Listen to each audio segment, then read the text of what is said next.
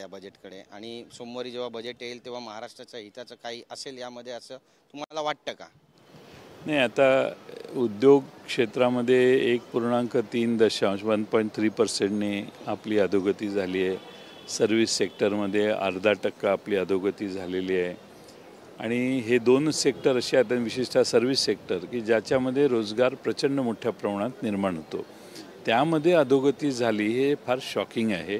मला चिंता आहे की महाराष्ट्रातल्या बेरोजगारांची संख्या वाढेल आणि नव्या संध्या कमी उपलब्ध होतील. आज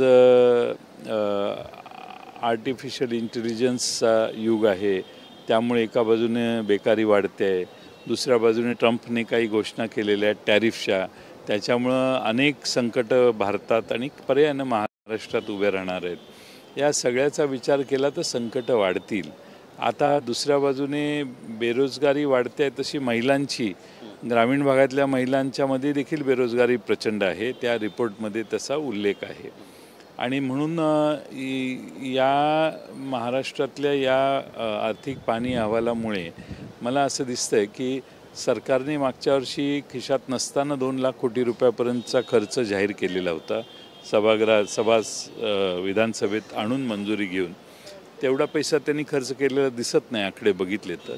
त्यामुळं कागदावर बरेच आकडे राहिलेत, खर्च मात्र फार कमी केलेला आहे.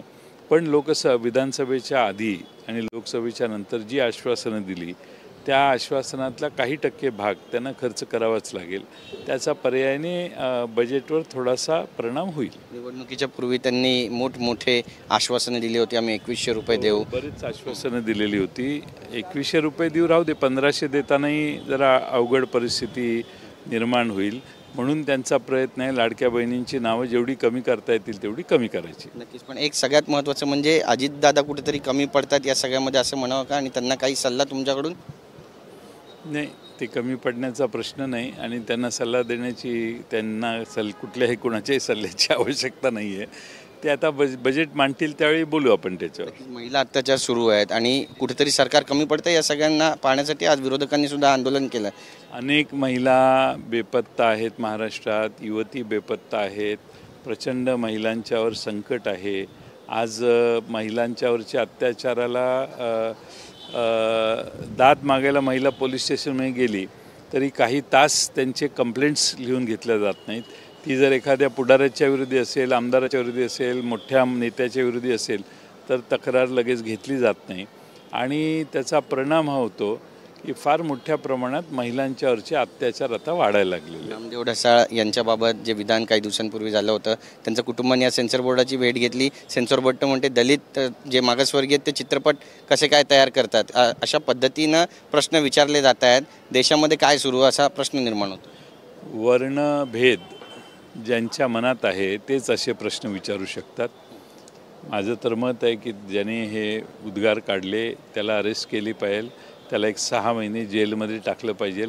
नामदेव ढसाळांचं जे वाङ्मय आहे, त्यांनी लिहिलेल्या कविता वगैरे जे काय लिखाण असेल ते सगळं त्याला वाचायला दिलं पाहिजे आणि त्याचं वाचन पूर्ण होईपर्यंत 6 महिने त्याला आत ठेवलं पाहिजे.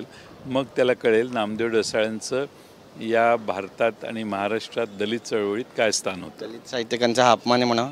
हो, दलित साहित्यिकांचा अपमानच आहे. एक महत्त्वाचा प्रश्न, गोपीचंद पडळकर यांनी आज तुमच्यावर बरीचशी टीका केली आहे आणि थेट दरोडेखोरच म्हटलं आहे. इतक्या सराईतपणे दरोडा टाकतात की कळतही नाही. सांगली जिल्हा बँकेचा त्यांनी त्या ठिकाणी हवाला दिला. बरेच घोटाळे झाले, कमी किमतीत साखर कारखाने विकत घेतले सांगलीत असं म्हटलं. ठीक आहे, त्याच्यावर मी काही बोलत नाही, त्याने मला काही फरक पडत नाही. सरकार मंत्र्यांकडे चौकशीची पण मागणी केली आहे. पटलावर हा सगळा विषय नाही. चौकशी होईल ना, करू दे ना. चौकशीला कोणी घाबरतोय का? काय कुठेतरी अडकवण्याचा हा सगळा प्रयत्न आहे, सरकारकडून दबाव नाही होत. तसं काय होत नाही. आता एखाद्याची बालबुद्धी असते, विचारत असतो.